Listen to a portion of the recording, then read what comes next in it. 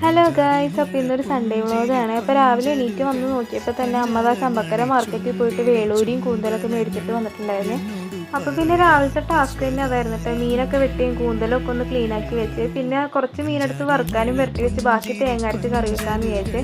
പിന്നെ ആ കൂന്തൽ ഒലത്താനായിട്ട് കുറച്ച് സവാളയും വെളുത്തുള്ളി, ഇഞ്ചി, പച്ചമുളകൊക്കെ ക്ലീനാക്കി വെച്ചിട്ടുണ്ടായിരുന്നേ.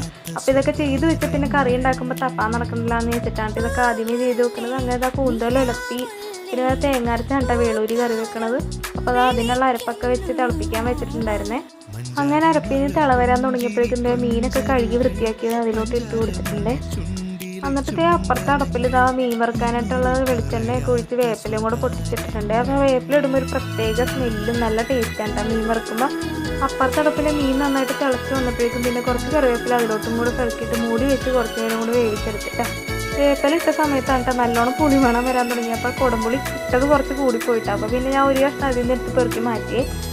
അങ്ങനെ എല്ലാ പണിയും കഴിഞ്ഞ് മേലൊക്കെ കഴുകി കഴിഞ്ഞിട്ടാണ് ചോറ് കഴിച്ച് തരുന്നത്. അപ്പോൾ ആ കൂന്തലും മീൻകറി മീൻ വറുത്തതൊക്കെ കൂട്ടിയിട്ട് ഫുഡ് കഴിച്ചിട്ട് ഉച്ചയ്ക്ക്.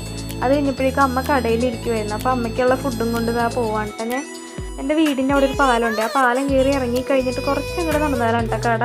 അങ്ങനെ ഞാൻ കട എത്തിയപ്പോൾ തന്നെ അമ്മ എനിക്ക് ജിലേബിയൊക്കെ എടുത്ത് തന്നിട്ട് അതൊക്കെ കഴിച്ചിരുന്നപ്പോഴേക്കും നമ്മളൊരു കബോർഡ് മേടിച്ചിട്ടുണ്ടായിരുന്നു. അപ്പോൾ അത് അവരിന്നാണ് കൊണ്ടുതന്നത്. സെക്കൻഡ് ഹാൻഡ് ആയിട്ടാണ് എടുത്തിട്ടുണ്ടായിരുന്നത്.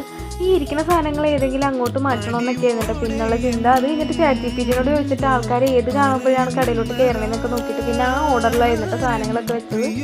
അങ്ങനെ ഞങ്ങളൊരു 8:30 കഴിഞ്ഞപ്പോഴേക്കും കടയിൽ നിന്ന് ഇറങ്ങിയിട്ടുണ്ടായിരുന്നു. അങ്ങനെ നേരെ വീട്ടിൽ പോയപ്പോൾ ചേച്ചി വന്നിട്ടുണ്ടായിരുന്നു വീട്ടിലോട്ട്. അവൾ ലുലു മാളിൽ പോയപ്പോൾ മേടിച്ചുകൊണ്ടുവന്ന സാധനങ്ങളായിട്ട് വെക്കാം. പിന്നെ ഇതൊക്കെ ഇരുന്ന് കഴിച്ച് ഒരു 10 മണി കഴിഞ്ഞിട്ടാണ് പിന്നെ ചോറ് കഴിക്കാൻ തോന്നുന്നത്. പിന്നെ കൂന്തൽ രാവിലെ ഉണ്ടാക്കിയിട്ടുണ്ടായിരുന്നു. അപ്പോൾ അതിൻ്റെ ചട്ടിയിലിട്ട് പരത്തിയാണ് ഞാൻ രാത്രി കഴിച്ചത്. അപ്പോൾ ഇന്നത്തെ വ്ളോഗ് ഇത്രേ ഉള്ളൂ. ഇഷ്ടപ്പെട്ടാൽ ലൈക്ക് ചെയ്യണേ, സബ്സ്ക്രൈബ് ചെയ്യണേ. അപ്പോൾ ഓക്കെ, ടാറ്റാ.